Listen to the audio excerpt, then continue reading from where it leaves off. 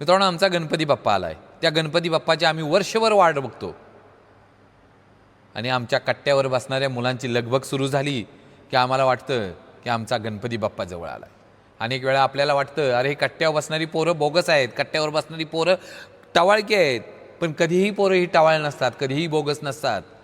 सकाळपासून संध्याकाळपर्यंत आपल्या रोजीरोटीसाठी, आपल्या कुटुंबासाठी अपार कष्ट करतात आणि त्यातनं वेळ मिळाला ना की आपल्या गणपती बाप्पासाठीही वेळ देतात. कधीही त्यांना म्हणू नका की ह्या पोरांना काय काम नाही, पोरं उन्हाळ आहेत.